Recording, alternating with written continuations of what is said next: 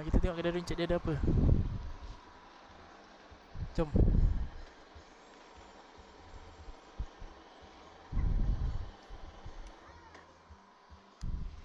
Allah Akbar. Bukan slipper kan?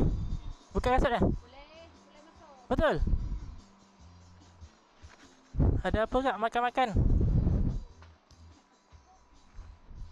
Oh ni ada jajan-jajan. Ada beras, basic-basic lah.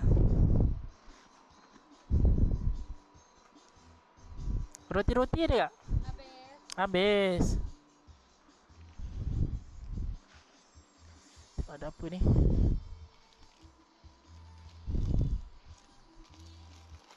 Oh ni okey lah ni. Kan ni satu berapa? 5% satu. Semua sama ya 5%?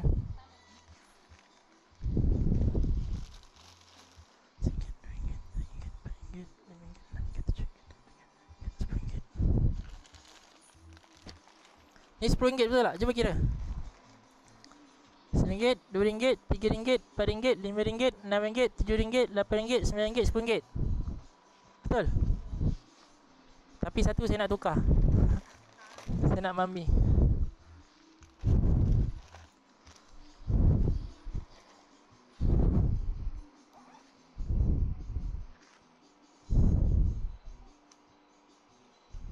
Okey.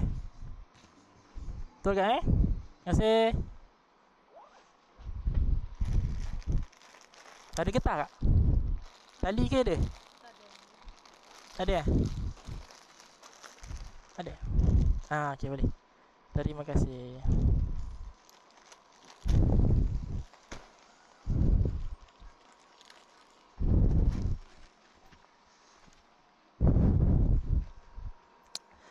Okay, so aku beli ni. Nanti tengok aku jumpa budak-budak, aku bagilah.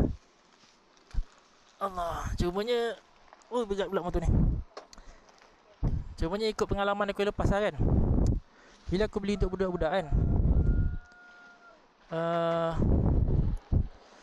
ramai datang tau. So benda tu macam tak cukup. Tapi tak apa. Oh ni cik sayur ni. Dia dah cik sayur. Based on pengalaman aku masa aku pergi Pos Titum that time, aku beli lollipop gula-gula.